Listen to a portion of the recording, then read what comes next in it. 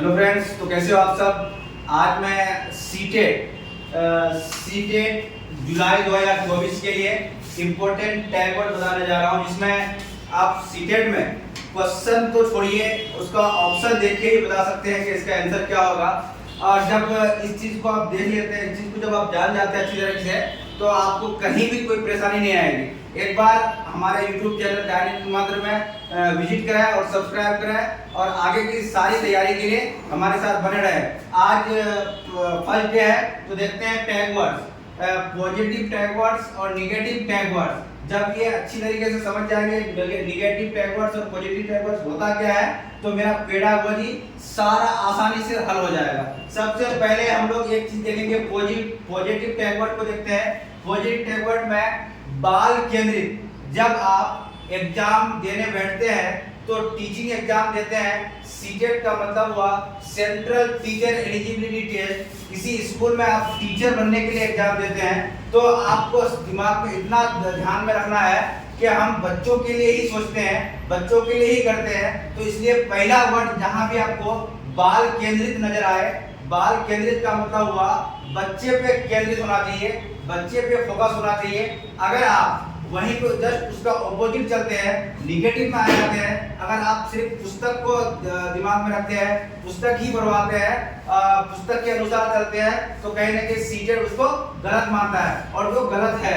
शिक्षक केंद्रित भी नहीं होना चाहिए, निगेटिव टैग वर्ड्स में आ जाएगा पुस्तक केंद्रित, शिक्षक केंद्रित। लेकिन वहीं जब हम देखेंगे बाल केंद्रित की बात करते हैं, बच्चों के हिसाब से फोकस करेंगे, तो मेरा पॉजिटिव वर्ड होगा।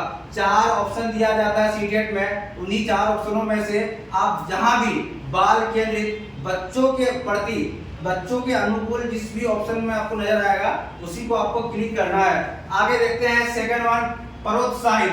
प्रोत्साहित का मतलब हुआ कि बच्चों को आपको इनकरेज करना है, जिसमें आप बच्चों को धमकाना नहीं है, डराना नहीं है, दंड नहीं देना है, उसमें आपको सिर्फ प्रोत्साहित करना है, हौसला देना है उसको। और हतोत्साहित निगेटिव वर्ड हो गया, जहां भी आपको हतोत्साहित नजर आए उस ऑप्शन को आप निगेटिव मानेंगे। पॉजिटिव वर्ड हमेशा याद रखेंगे प्रोत्साहित। उसके बाद आगे देखते हैं तीसरा क्या है, अनुकूल माहौल।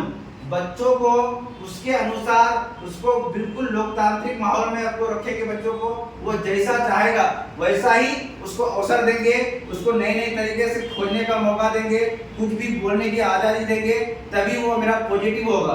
पॉजिटिव वर्ड्स में अनुकूल माहौल आता है। उसी जस्ट ऑपोजिट में देखते हैं प्रतिकूल माहौल। अगर आप फाउंडेशन बांध देंगे तो वो चीज नहीं बोल सकते हो, वो नहीं कर सकते हो, तुम अपने हाथ से नहीं खोज सकते हो, तो सीटेट के अनुसार और आज के डेट में बिल्कुल भी गलत होगा।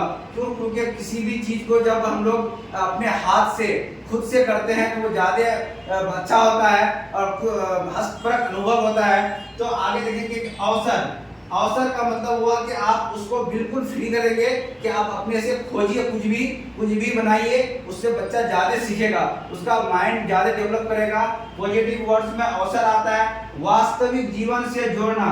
वास्तविक जीवन से जब किसी चीज को रिलेट करते हैं हम, तो वो बच्चों को ज्यादा एक कहा गया है कि बच्चों को गरीबी के बारे में कहानी मत सुनाइए, बच्चों को गरीबी के बारे में कहानी मत सुनाइए, उसको हो सके तो किसी गरीब एरिया में ले जाकर के एक बार दिखा दें। तो यानी वास्तविक जीवन से आप उसको रिलेट करते हैं अगर, तो बच्चा आसानी से सीखेगा। तीसरी बात आगे देखते हैं कि लोकतांत्रिक माहौल को समझ के बिल्कुल फ्री रखना है उसको एक सीमित नहीं करना है किसी चीज में। और आगे देखते हैं करके सीखने पे ज्यादा फोकस करता है सीटेट, कि किसी भी बच्चे को जब ऑप्शन में आप देखेंगे कि कुछ भी वो अगर करके सीख रहा है तो वो ज्यादा अच्छी बात होती है।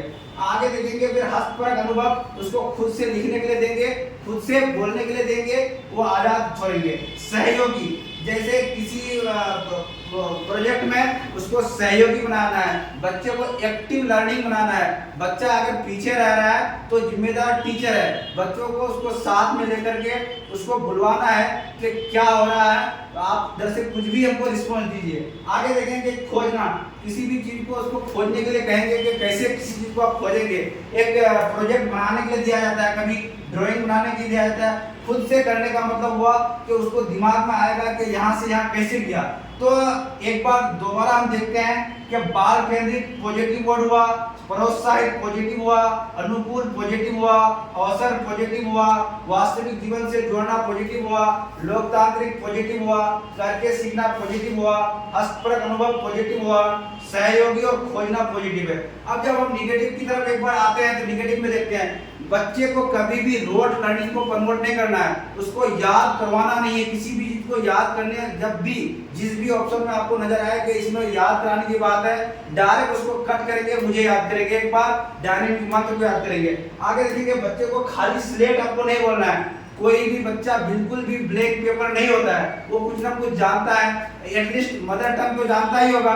तो तुलना भी नहीं करना है कि वो तेज है, वो भद्दा है, वो ऐसा है, वो ऐसा है, बिल्कुल भी नहीं करना। ऐसा करेंगे तो उसका हौसला पस्त हो जाएगा। अब आगे देखेंगे कि केवल मतलब कि किसी भी एक चीज में फिक्स कर देंगे कि केवल, मात्र, सिर्फ, ये भी निगेटिव वर्ड होता है। उसके बाद बच्चे को हम ये नहीं बताएंगे कि आप जल्दी से पढ़ो, रोजगार, व्यवसाय, इस सब के बारे में बिल्कुल भी नहीं बता रहा। पढ़ने का मतलब ये नहीं हुआ कि जाकर के वो व्यवसाय करेगा।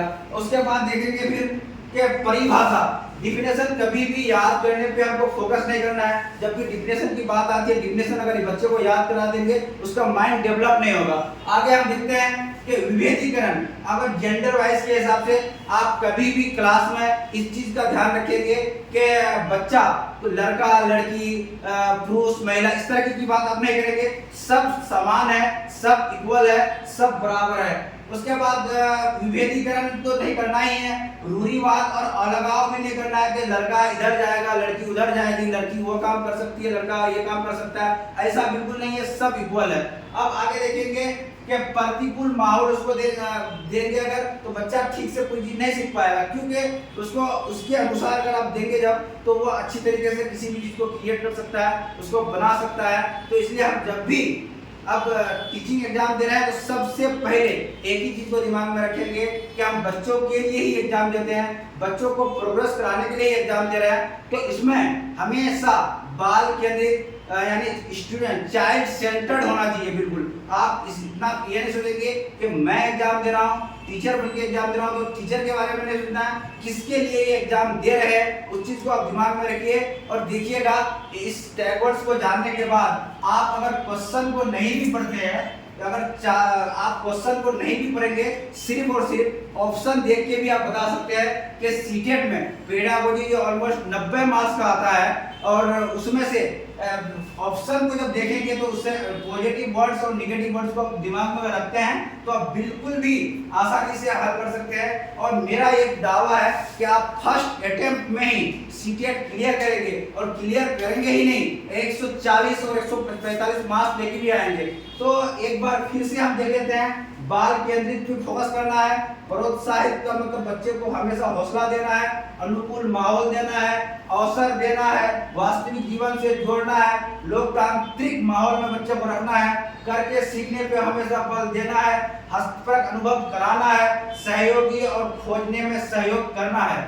अब निगेटिव की बात एक बार दिमाग में फिर रखेंगे, पुस्तक केंद्रित बिल्कुल नहीं होना चाहिए, शिक्षक केंद्रित तो होना ही नहीं चाहिए, हतोत्साहित तो करना ही नहीं है, प्रतिकूल माहौल बच्चे को देना ही नहीं है, रूढ़िवादी और अलगाव तो बिल्कुल भी नहीं करना है, विभेदीकरण तो आप कर ही नहीं सकते हैं, रोजगार और व्यवसाय के बाद बच्चों के दिमाग में डालना ही नहीं है, परिभाषा बच्चों को रटाना ही नहीं है। और आगे हम जब देखेंगे केवल, मात्र, सिर्फ ही, किसी चीज को आप लिमिट नहीं कर सकते हैं, बच्चों को डाइवर्स करने हैं, उसको अलग अलग तरीके से खोजने की मौका रहे। और तुलना तो बिल्कुल नहीं करेंगे। तुलना जब आप किसी चीज को करते हैं तो आप उसको हौसला उसका पस्त कर देते हैं कि वो ज्यादा तेज है, तुम इतना भद्दा हो, इस तरह का कमेंट बिल्कुल भी नहीं करना है। नेगेटिव वर्ड्स को हमेशा दूर ही रखना है, और खाली स्लेट तो बिल्कुल भी नहीं बोलना है। इस आखिरी शेर के साथ मैं क्लास को खत्म करूंगा कि जब